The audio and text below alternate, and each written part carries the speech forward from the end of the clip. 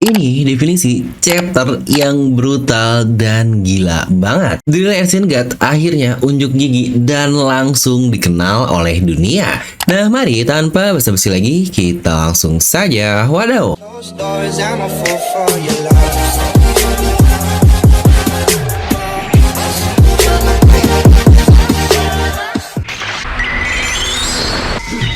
Coba seru di sini. Nah, kali ini kita akan membahas recap atau rangkuman lengkap untuk chapter 1106. Karena ini rangkuman, jadi kita nggak akan ada banyak pendapat langsung dari channel Devil Nomi. Nah, jadi pastikan kalian tonton video sampai habis agar tidak ada informasi yang miss dan juga setengah-setengah.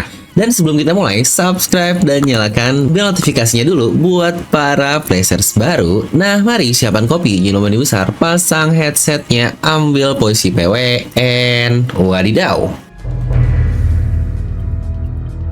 Dimana judul dari chapter kali ini adalah Always Be On Your Side. Dan kita masih mendapatkan cover request yang berisi Robin Cuan mendandani buaya di daerah pantai. Yang kalau gini mah sudah pasti kita ingin jadi buaya kan? Gak apa-apa lah asal sama tante Robin Cuan ini. Nah, oke lah, kita langsung masuk ke awal chapter, dimana dikatakan kita langsung lanjutan dari chapter lalu ketika Vegapunk masih melanjutkan ngomong dalam hatinya. Yang sebelumnya kita melihat Vegapunk membicarakan terkait kemungkinan kalau Bonnie dia menjadi bajak laut, dia pun bakal terbunuh tidak sengaja dan tidak diketahui oleh pasifista yang berwujud ayahnya atau Kuma. Dimana Vegapunk sangat takut sekali jika hal tersebut terjadi, makanya dia bertaruh dengan nyawanya untuk memasukkan program rahasia ke seluruh pasifista yang dibentuk dari genetik Kuma tersebut. Dimana Vegapunk ternyata menambahkan Bonnie ke otoritas atau hierarki tertinggi untuk semua pasifista Kuma yang bahkan ada di atas Gorosei, yang wah ini wadaw banget. Dan kata-kata luar biasa Vegapunk yang sejujurnya ini sangat menyentuh sekali. Di sini dia berkata, bahkan jika seluruh dunia menjadikanmu musuh, ayahmu tidak akan pernah mengkhianatimu, yang wah ini gila banget. Vegapunk pun akhirnya memberitahu Atlas untuk memberitahu kepada Bonnie jika dia memiliki otoritas tertinggi yang dapat mengontrol semua pasifista. Makanya di sini Bonnie pun berteriak, "Ayah, hentikan! Tolong kami semua agar bisa keluar dari pulau ini." Yang terima kasih kepada suara dari Bonnie, semua pasifista akhirnya kembali menyerang angkatan laut. Dimana Saturn yang sadar pun perbuatan dari Vegapunk ini, dia sangat kesal sekali dan akhirnya dengan cepat dia menusuk Vegapunk menggunakan kakinya. Di sini Saturn memerintah Kizaru untuk membunuh semua orang yang ada di Pulau Egghead. Ya, tentu saja Sanji dan Franky berusaha menghentikan apa yang akan Kizaru lakukan. Di sini Franky tertusuk oleh laser Kizaru, di mana Sanji pun berhasil menghentikan satu lasernya yang pada akhirnya dia pun tertembus laser Kizaru juga. Dan tepat saat Kizaru akan pergi menuju Bonnie dan membunuhnya, di sini Luffy muncul yang sudah masuk ke Monogiri 5 dan akhirnya berhasil menghentikan Kizaru. Kizaru pun lagi-lagi terlempar cukup jauh akibat tonjokan dari Luffy ini. Yang di sini Luffy hanya menggunakan tonjokan haki biasa ya, bukan jurus baru atau apapun. Di sini Luffy pun mengubah tanah menjadi karet untuk menolong mereka-mereka yang terjatuh. Ya, seperti yang kita tahu lah dari chapter lalu, Kuma, Bonnie, Atlas, dan Franky terjatuh pasca hancurnya vakum roket yang mereka kendarai. Di sini pun Saturn melihat Luffy sambil dalam keadaan terdiam, dan kita juga diperlihatkan Kizaru yang duduk di tanah sambil memegang kepalanya pasca tonjokan Luffy tersebut.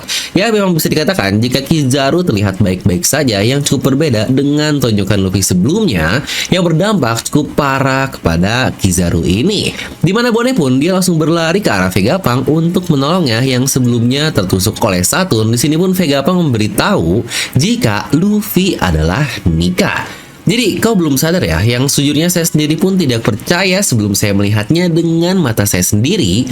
Bocah Luffy si topi jerami yang bahkan mendapatkan perhatian lebih dari ayahmu Kuma, ternyata dialah sosok Sun God Nika tersebut. Dimana Bonnie pun tentu saja dia sangat kaget mendengar hal itu dari Vegapunk, dan Vegapunk pun melanjutkan, Kuma benar, Buster Call, apa yang bisa dilakukan oleh hal tersebut? Sangat banyak orang di seluruh dunia ini yang menunggu kedatangan Nika bahkan selama berabad-abad.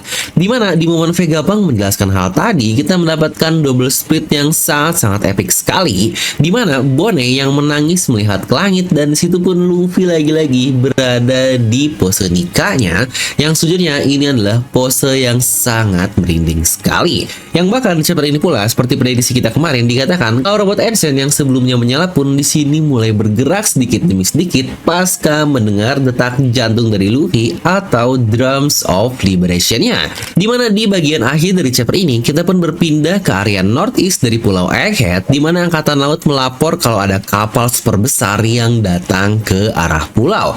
Ya mungkin buat yang lupa, sedikit notes ya, di mana area northeast ini dari kata-kata Nami dan Vegapunk bahwa dari log postnya jika daerah tersebut adalah pulau selanjutnya dan itu adalah rute menuju ke Pulau Elbaf. Yang benar saja di sini pun Angkatan Laut berkata itu mereka tidak dilakukan lagi, tapi saya pikir mereka sudah bubar lebih dari 100 tahun yang lalu.